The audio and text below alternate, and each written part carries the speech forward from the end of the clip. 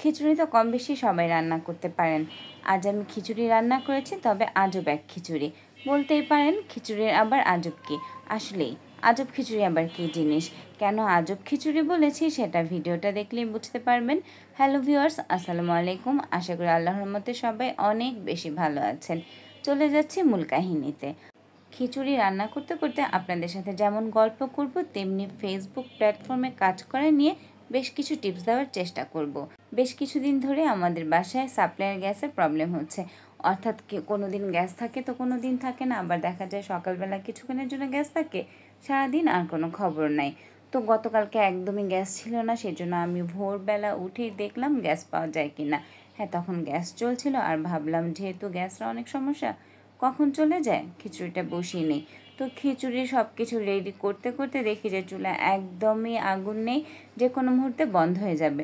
তো আমি আল্লাহ আল্লাহ করছিলাম যে হে আল্লাহ, অন্তত পানিটা ফুটতে দাও। যদি পানিটা ফুটে যায় তাহলে ঢাকা দিয়ে রেখে দিলেই কোনো এক সময় হয়তো খিচুড়িটা হয়ে যাবে, অর্থাৎ খাওয়ার উপযোগী হয়ে যাবে।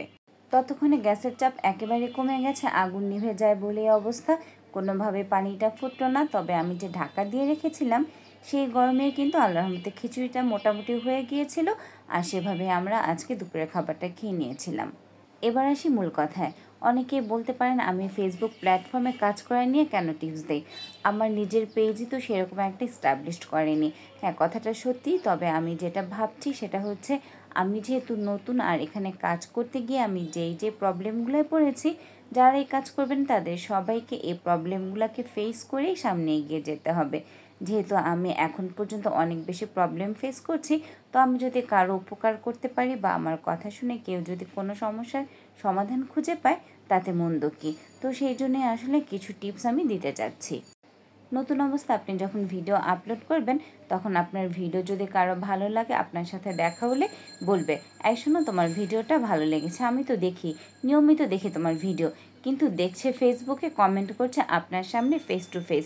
তারা কিন্তু ইচ্ছাকৃতভাবে কমেন্ট ফেসবুকে করবে না, কারণ একটা চিন্তা মাথায় থাকে, যদি আমি কমেন্ট করি তাতে যদি কেউ আর্ন করে ফেলে, তো এরকম ঘটনাগুলো আপনার সামনে আসবে। এগুলোকে জাস্ট ইগনোর করতে হবে। কখনোই নিজে যেচে কাউকে বলতে যাবেন না যে প্লিজ আমার ভিডিওটা দেখো, আমাকে লাইক কমেন্ট শেয়ার করো।